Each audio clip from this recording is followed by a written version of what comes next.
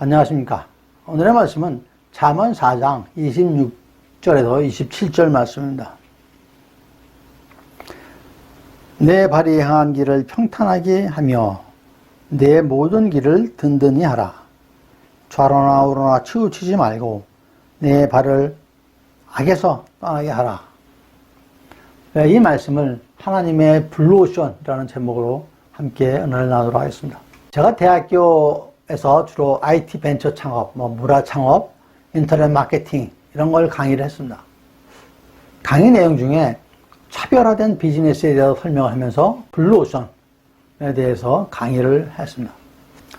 여러 경쟁자들이 있는데 그들과 유사한 제품과 서비스로 열심히 경쟁하며 사업을 하는 시장을 레드오션 시장이라고 합니다. 용어 그대로 레드, 빨갛죠? 피 터지게 싸우는, 그래서 출혈하면서 경쟁하는 시장을 말합니다. 이와 반대로 블루오션은 경쟁자가 없는 맑고 푸른 바다와 같은 시장을 말합니다. 얼마나 좋습니까? 경쟁자도 없이 파란 하늘에서 푸른 바다 보면서 바로 뛰어들어가고 싶고 그런 바다가 아닙니까?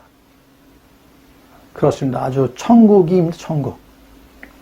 경쟁자가 없으니까 얼마나 수월하게 사업을 할 수 있습니까? 사업하는 사람들의 로망이죠. 그런데 이런 세상에 이런 비즈니스가 실제 있을까요? 오늘 함께 푸른 바다 블루오션으로 나가보도록 하겠습니다. 그 방법은 첫째, 새롭게 다시 태어나야 하는 것입니다. 길게 줄 서서 1시간씩 기다려야 먹을 수 있는 맛집, 그런 집에는 뭔가 다른 게 있다는 걸 우리는 잘 알고 있습니다. 여러분도 그렇게 성공하고 싶으시죠? 그런데 알면서도 하고 싶으면서도 정작 내 인생에서 그러한 그 차별화는 찾아내기 어렵죠. 쉽지가 않습니다. 왜 그런 차별화를 찾아내지 않으려고 하십니까? 물론 쉽지 않습니다. 쉬우면 누구나 다 하죠. 그러면 또 피 터지게 싸우는 레드오션이 되는 거예요. 우리나라에 얼마나 많은 커피숍이 있고 미용실이 있습니까? 음식점들도 얼마나 많습니까? 다 레드오션이죠. 그래도 대박 나는 집들은 있습니다. 블루오션은 새롭게 태어나지 않으면 살아남을 수가 없습니다. 세상 속에서 세상적인 방법을 하면은 모두 레드오션 속에서 함께 격렬하게 경쟁하게 됩니다. 그 열매는 어떤 열매일까요? 한때는 풍성하게 먹음직하게 맺힐 수도 있겠죠. 그 결과가 무엇일까요? 그런 삶에서 벗어나야 합니다. 그런 프레임에서 벗어나서 새롭게 태어나야 합니다. 성경 얘기로 돌아가 해보겠습니다. 모세가 어떻게 이스라엘 백성을 애굽 땅에서 구했을까요? 홍해를 갈랐죠. 홍해 바다를 갈랐습니다. 아마 계속 육지로 도망하였다면 어떻게 됐을까요? 그런데 갑자기 모세가 이스라엘 백성들에게 바다로 들어가라고 하는 것입니다. 여러분 같으면 들어가겠습니까? 아무리 바다가 갈라져 있다고 해도 들어가겠습니까? 들어가는 엄두가 나시겠습니까? 인간적인 생각으로는 답이 없을 것입니다. 하지만 하나님께서는 모든 상황을 그렇게 만드신 것입니다. 육지가 아닌 바다로 뛰어드는 생각, 내가 아닌 하나님께 맡기는 생각, 이것이 우리들의 블루오션입니다. 다른 사람처럼, 다른 세상 사람들처럼 살지 말라고 모든 상황을 만드시는 하나님, 그렇게 우리를 구원하시고 블루오션, 푸른 바다, 푸른 하늘, 하늘나라, 하나님 나라에 살라고 하시는 주님이 우리한테는 계십니다. 요한복음 3장 3절에 예수께서 대답하여 이르시되 진실로 진실로 내게 이르노니 사람이 거듭나지 아니하면 하나님의 나라를 볼 수 없느니라. 이어서 3장 5절에서 예수께서 대답하시되 진실로 진실로 내게 이르노니 사람이 물과 성령으로 나지 아니하면 하나님의 나라에 들어갈 수 없느니라라고 하셨습니다. 즉 하나님의 나라에 들어가려면 그동안 살아온 육의 자녀에서 이제 영의 자녀로 다시 태어나야 합니다. 죄사함으로 정결한 하나님의 자녀가 되고야 하는 것이죠. 이것이 하나님의 블루오션입니다. 세상의 다른 사람과 구별된 삶인 것이죠. 두 번째로 버리고 새로 창출해야 합니다. 기존에 버릴 것을 과감히 버려야 합니다. 기존의 방식으로, 세상적인 방식으로는 안 되는 것이죠.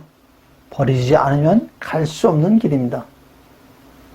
앞서 비핵심 가치를 버리라고 했습니다.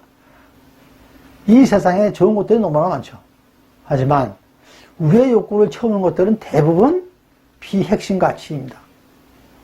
하지만 필요하기도 하죠. 없애지 못할 것들은 최소한으로 줄이십시오.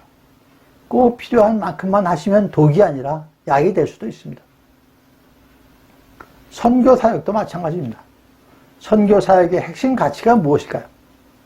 나는 열심히 선교 사역으로 달려가고 있는데 가다 보면 이것저것 비핵심 가치가 나도 모르게 붙어 있습니다.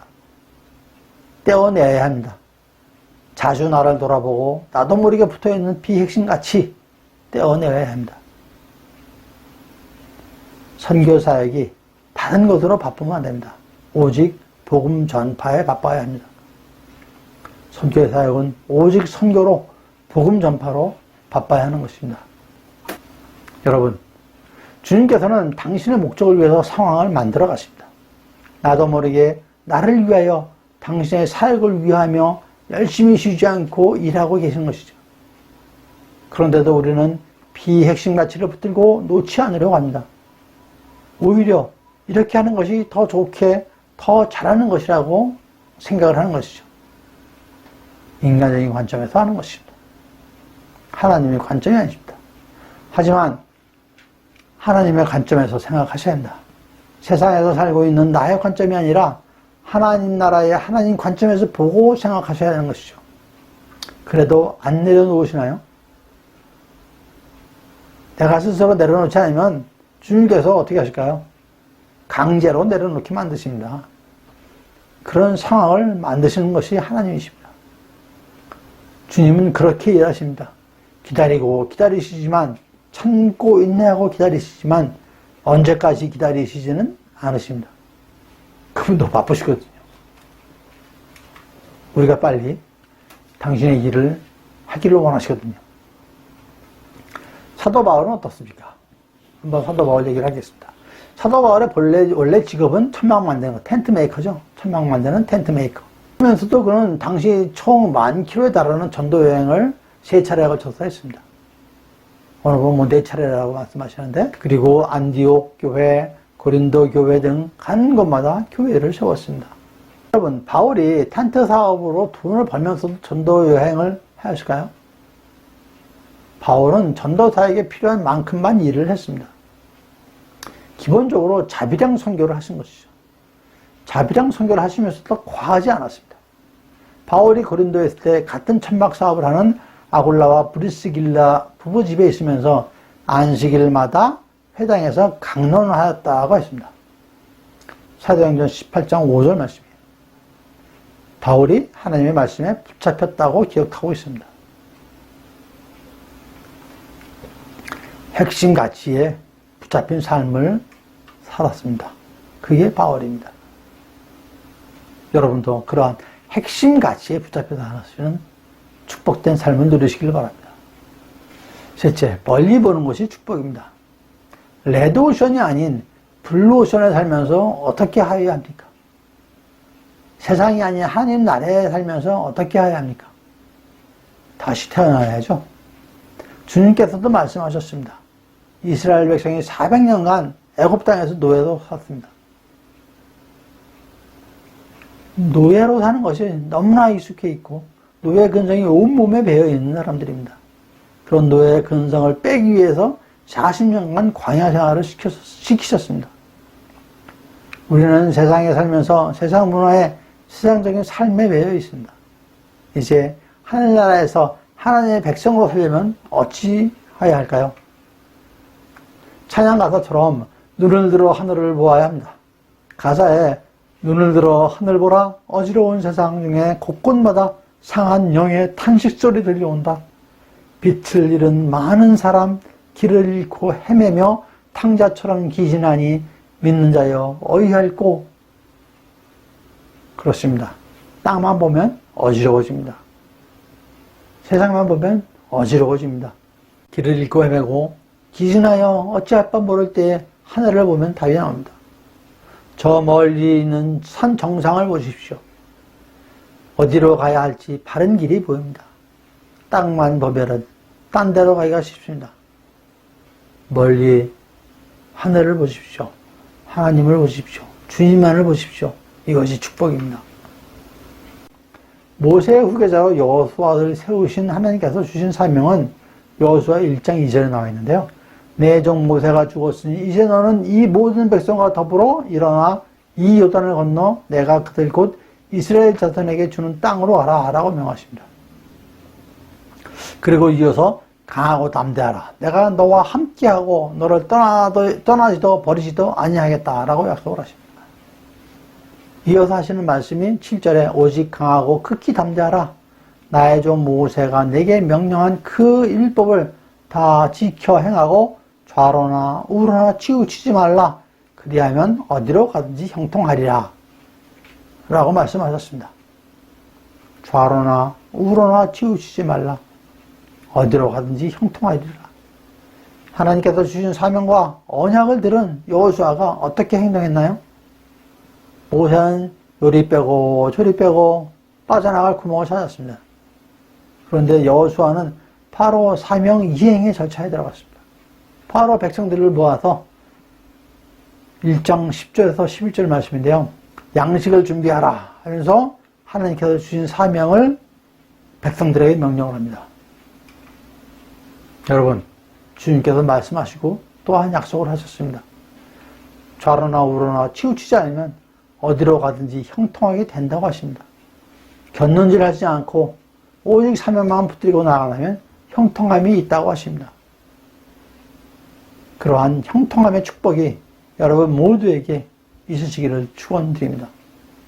여러분이 오직 주신 사명만 들고 나아가시면, 핵심가치만 붙들고 나아가시면 승리의 면류관이 있을 것입니다. 형통함의 축복을 누리시는 여러분 모두가 되시기를 간절히 축원드립니다. 감사합니다.